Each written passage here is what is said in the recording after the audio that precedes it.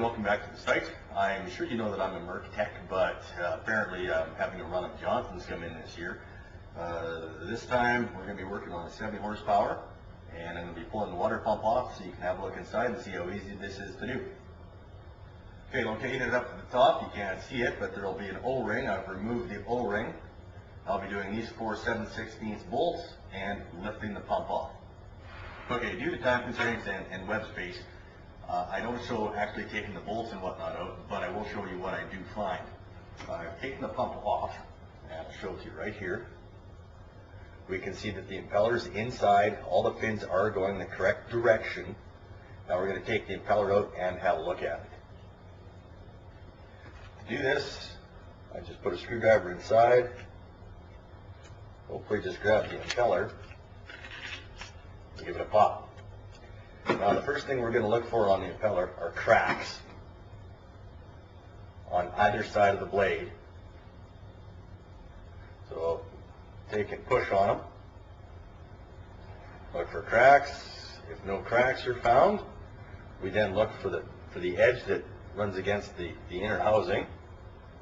We'll look for sand lines or grooves that might have been cut in there. And I'm not finding any. Normally we would also want this to straighten out a bit more, but it's probably still in fairly decent shape. Onto the housing, we want the housing to be really smooth inside. Run your finger inside, look for grooves, dents, anything, sand marks. Again, nothing found. This pump had been changed 5 years ago and the customer didn't get a lot of use out of it. This part of it still looks relatively new. The next place we go is the bottom plate. Again, we're looking for little indentations, grooves, whatnot. Basically, all we've got here are signs that the paint is worn off, so it should be fine for another couple of years. What I will do though is I'm not sure I want to put this back in because these aren't really straightening out all that well. There's no real signs of cuts or grooves, but just to be on the safe side, I've got it apart. I may as well replace it. Okay, so I've gone ahead and put the plate back in, went and got a brand new impeller to put in, put the key back in, and I'm just about to grease the inside of the housing. I just use normal automotive grease. It's going to get washed out anyway. Now the reason I do this is it makes it a lot easier for me to put the impeller in, and if the customer decides to go home and fire his engine up in the driveway, my work isn't going to have to be repeated right away. So I'll take and slide this down on,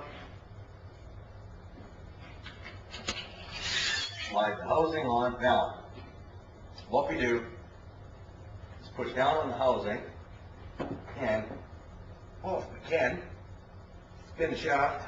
Okay, that isn't going to work. So we'll do the other thing and spin the prop shaft.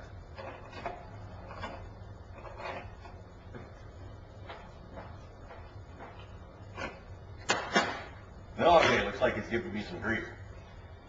What we're going to have to do is take and shift it into gear, get a pair of pliers, and we're going to take and spin it that way.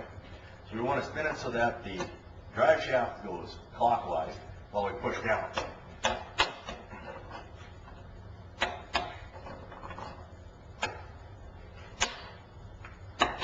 Oh boy. Well, I guess this might even be the blooper reel.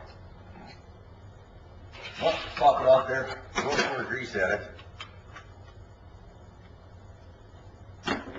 and hope that it goes down into place one of these days' time.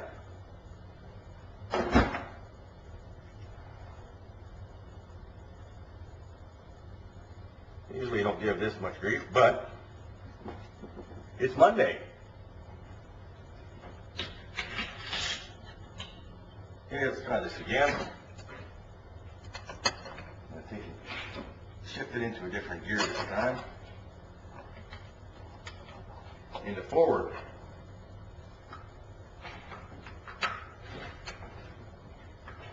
Oh, maybe I grabbed the wrong impeller.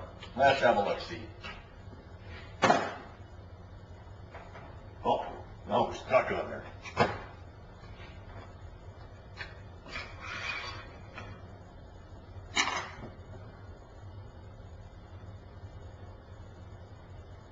The blades are the right length, so it's got to go on there. It's just going to be stubborn.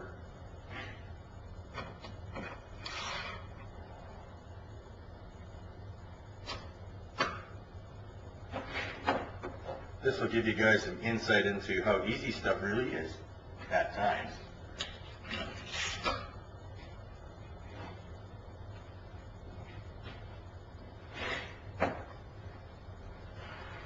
Okay, what I'm going to do is I'm going to go run and grab Ron, and he's going to come back here and he's going to spin the prop shaft while I pull down on the housing. Be right back. Okay, so Ron's with me now. What we're going to do is we've got a special tool that we've mounted on the drive shaft. He's going to spin the drive shaft while I pull down on the housing. And it's on. I'm taking start one of those bolts that wants to pop off.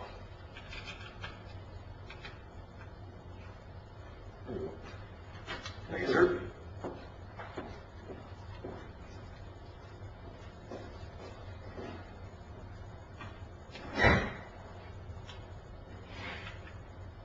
Okay, some things you can see do take two people. Generally, this isn't the case. It probably would have been a lot easier had the customer brought this in with this prop on it. It makes it a lot easier to take and spin the prop shaft that way. No. Come on. Help, run.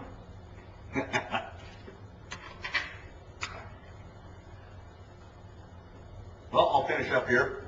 I'm going to turn the camera off in case some foul language starts showing up. Okay, so I've gone ahead and edited for content and kept this PG and managed to get the housing back on. I'm just tightening the bolts right now. You want to get them fairly snug and even so that the housing pulls down nice. And again, while you're pulling it down, make sure you give the shaft another spin so that you don't take and pinch one of the blades underneath the housing.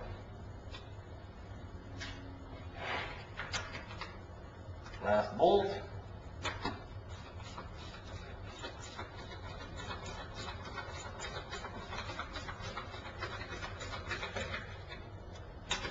Tighten them up. Spin the shaft. It's done. Thanks for watching. I'll have something else for you soon. Take care.